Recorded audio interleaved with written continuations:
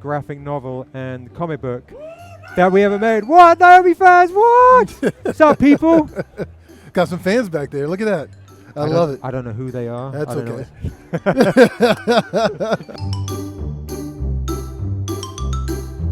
What's up, Previews World? It's Troy Jeffrey Allen. I'm hanging out right now with Sebastian Jones of Stranger Comics, the president and writer specifically of Stranger Comics. And Sebastian, what's going on, man? How's it going? Enjoying Baltimore. Cool. Loving Baltimore. You loving Baltimore? I do. I love coming back here. I love this town. Yeah. Okay. No, it's good. I mean, you know, of course, this is our home turf. It is. And so I'm glad to have you here with us at the Previews World booth. Thanks for having me at your home. No, I appreciate it. Shea Troy. I can't speak for all of Baltimore, but yes, Shea Troy. Today you're at Shea Troy. There you go. So, okay, I know you're sitting here and you're like, what are these in front of us? These aren't Legos. These are Minimates. I see little legs. You see little legs, right? Yeah.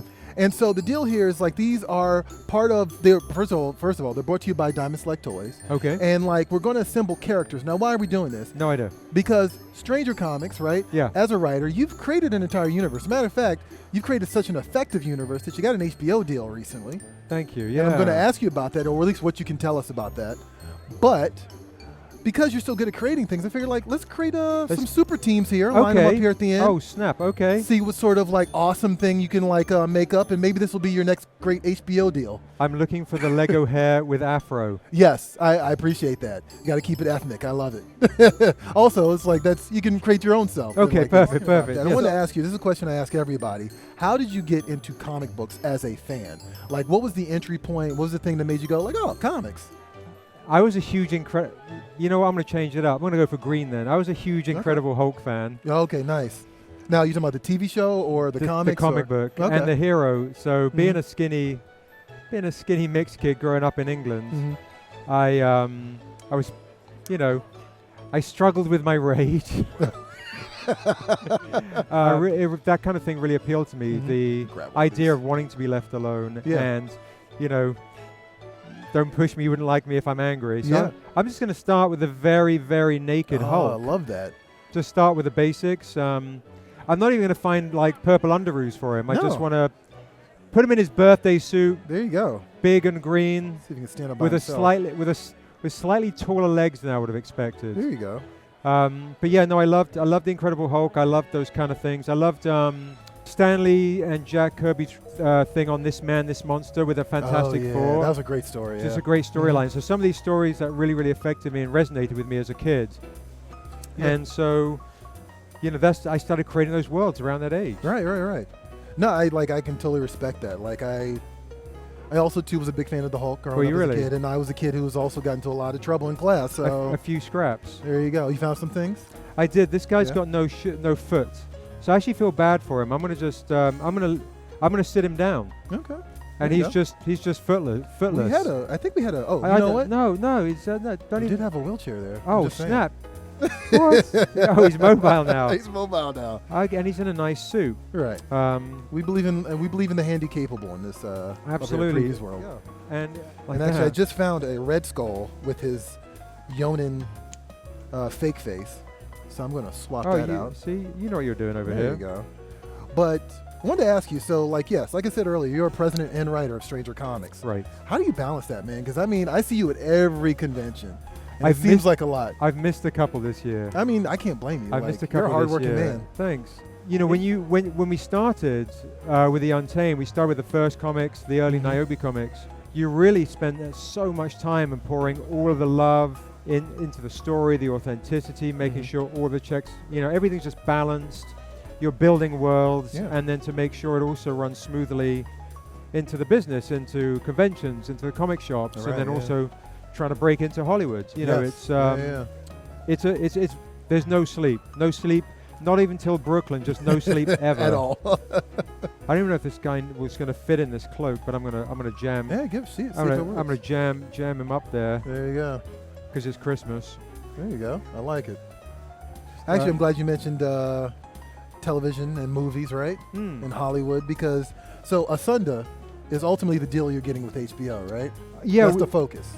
So we got very lucky. We did and shout out to my executive producing partners, Mimi Detrani and David Levine and Prentice Penny, the showrunner of Insecure. Oh, okay, nice. we're very honored that HBO has given us a crack at developing the world of Asunder. So we have a development deal with them, and it looks like we're starting our development with The Untamed, which is great for our fans, because the Untamed is the first graphic novel and comic book that we ever made. What, Niobe fans? What? What's up, people? Got some fans back there. Look at that. I love it. I don't know who they are. That's okay. Or some hecklers. That works too. Thank you. I'm sorry, but what were you saying? So we're developing The Untamed, which is amazing because we get to start off with the original storyline. You're right. And where our main character, Niobe, is first introduced. You're right, yeah. You get to build from there. We get to build from there, exactly. Right. I don't know, I'm just going to go green again, I think. Now, what else could you tell us about the HBO deal? Like, nothing. Nothing much, right? I'm assuming, yeah. It was like, I saw you in San Diego, and like, you were like running around. Can't say anything. I can't say anything, right? And I was like, okay, that's fine. Yeah, no, it's been fantastic working with the guys at HBO. They've given us just all sorts of opportunity to create the story that we want to tell. They're just a great bunch of guys. Yeah. Very thankful. And working with Prentice, my co-writer, has been an absolute godsend. So I couldn't ask for anything more. I'm very, very happy. No, I mean, actually, I'm happy for you, man. Because like I said, I've seen you at conventions for years, and like, you work hard, man. And it's good to pay it off. So congratulations. Thank you. And it's amazing to see the Niobe fans, as those fans just screamed, for dear life. No, just amazing to see how much love that they've given us with our comics and seeing us every year at these conventions, and then knowing it's coming to other mediums. It's amazing. And now we have amazing Niobe cosplayers. They come to the booth, they dress up, and it's just more like family. So the fans have become friends have become family, and it's been a real community, a real fellowship. So it's amazing, dude. I'm very, very blessed. Actually, I might as well backtrack a little bit here. Yeah. So what is what's the mission statement for Stranger Comics? Like, what are you guys trying to accomplish ultimately? So I gotta find another foot. They're down. These guys are down feet. The mission statement for Stranger Comics is really the story is sacred. The philosophy is quality. Sounds really obnoxiously douchey. No, I mean, but we need a lot of that right now. And we want to. Our philosophy is to obliterate mediocrity. Nice. And representation matters, but not because it's a hashtag trending. From an authentic standpoint. And but don't lose sight. We're not in it for that 15 seconds of a quick hashtag or this seems hip or current right now. We're doing it because this has been in my soul. This is the right guy for this. For 30 years. I've been creating the world of Asunder for 30 years. Oh, wow. You don't look like you've been struggling for 30 years to get this story. I don't, yeah. No, I feel like I've been struggling for more. Actually, I always joke that comics keep you young, man. So they keep you young? They keep you young. If you're good to comics, comics are good to you. This is true. This is true. No, it's been amazing. I mean, it's really to see. What I've tried to do, honestly, is kind of reflect my own inhibitions, my ambitions, my wrath, my own journey, personal journeys, and apply them to different, very nuanced characters that we try and develop, so folks can relate to these stories on a more personal level, on a very human level, and we have the backdrop of it being a big fantasy world. Right, of course. So I love the world building stuff, but honestly, what gets me off is it's just the personal relationships. And the hardest thing, I think, which ironically has bled into what we do, is when people say, what's the hardest thing about doing this, besides trying to multitask these little dudes, is the time. It's the time that we spend creating comics is very much it's 7 days a week. It's when people are going to sleep. It's when everyone else is, resting. We're working on our dream. We're working on making sure all the checks and balances are there from the world. And so, but it's more of then once you realize that your family is the one that is sacrificing their time away from you, and then you have those moments where you're like, oh, I've missed another event, or I've missed. There's so much, the families are really the ones that are the heroes of my comic stories, because they let me do my thing. Right. And it ain't easy. Yeah. I would say pimping ain't easy, but comics are harder. So I hear. They might be neck and neck. No, I'm actually really glad you mentioned like the authenticity of like handling representation. Yes. Like, I mean, because truthfully, that's what gravitated me towards you guys in the first place. Like, I was like, okay, these guys are actually doing it for real. Like, this isn't just to like get I dropped the guy. This isn't actually to just get a little piece in Entertainment Weekly for a week. Or, no, dude, I don't care about it. No, hell no, dude. No. That's it's funny. Like, we didn't even realize at the time this wizard can't even stand. Yeah, man, and he's a wizard. Make it difficult. Yeah. I'm just going to cloak him down. He's just going to sit like that. He's going to hover. There you go, a little levitation. He's a hovering dude. Yeah, levitator. No, but we didn't even realize when we came out with Niobe, and I wrote it with Amanda Stenberg, the actress from The Hate You Give and The Hunger Games. Mm-hmm. And we had artist Ashley A. Woods out of Chicago. Became the first, so I hear, nationally distributed comic book in history with a black female author, artist, and hero. Mm-hmm. That was nationally distributed. Yeah. And that was back in 15. And so we see this explosion, thank goodness, of representation, all in other indies. And of course, some of these other indie creators have been there.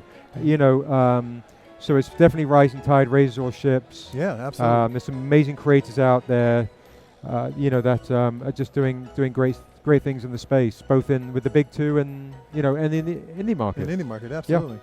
So before we go, can you tell us a little bit about I'm trying to eat this microphone. Like, I mean, it's like right there. Yeah, I kind of feel like we should be doing like a different spin class or something.